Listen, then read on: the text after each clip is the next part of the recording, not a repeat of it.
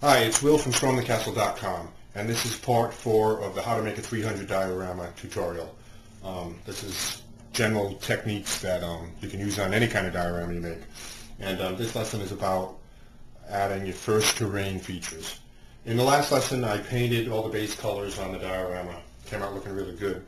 And before I started doing the terrain, I wanted to say that I went over it and I did some detail work with the paints.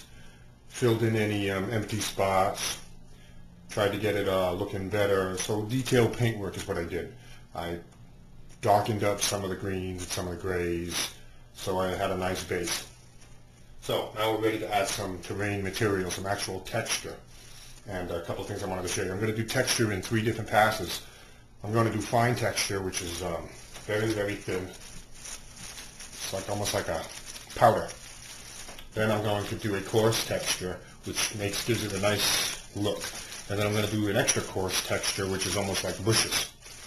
So I'm going to do that over the whole diorama. And there's 2 techniques that I use for doing this. That's one. The first one is applying scenic cement to the diorama with a paintbrush like this. Just brush it liberally on right there.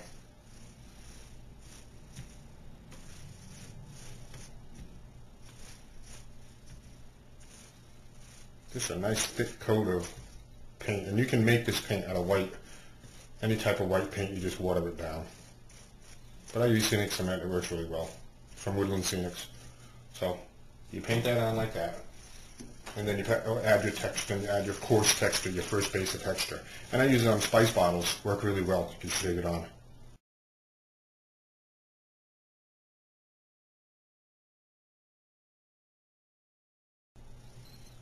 Just like that until it makes a nice even coat. It's going to look terrific.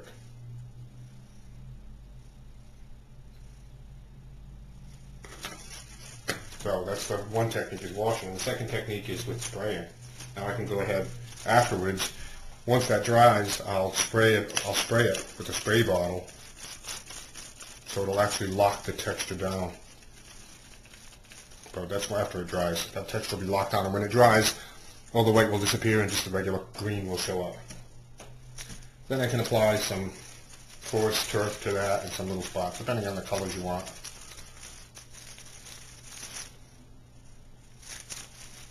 And after that, I would do the whole diorama in the thinnest turf, and then I'd move on and do spots with the coarse turf. And then the extra coarse turf you can actually just apply.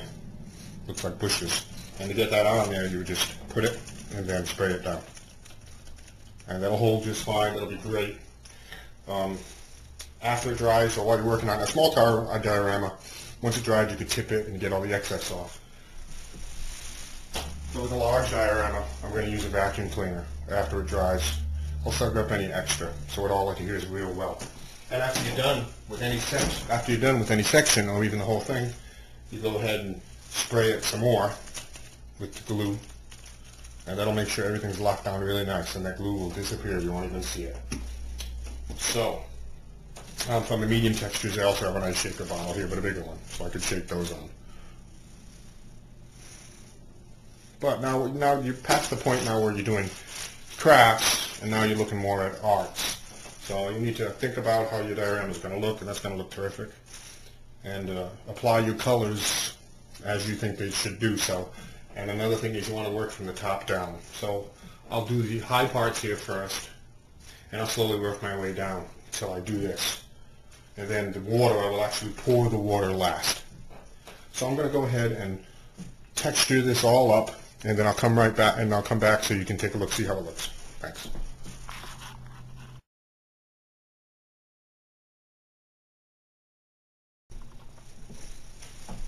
Okay, I've done a good portion of the base textures on the diorama, and it's looking pretty good. I started at the top, worked my way down the bottom, and applied most of the major colors. And what I'm going to do is I'm going to let it dry, and then I'm going to go over it and do it a second time, but adding detail work. So this is a rough time, and I'll go back and do detail work, but you get the general idea of what I'm trying to do here. So that'll be the end of this tutorial, And in the next part, we'll start adding shrubs and trees. Oh, and I also wanted to show you one more technique that I used when doing this is you can do this with paper, and you can put your texture down right in there, and then you can apply it pretty uniformly, or you can get a really good amount of texture exactly the way you want it by doing that with paper. And you can also blow on that to get it against the walls. So, diorama is looking good, and I'll be back. I'll have the next installment soon. Thank you.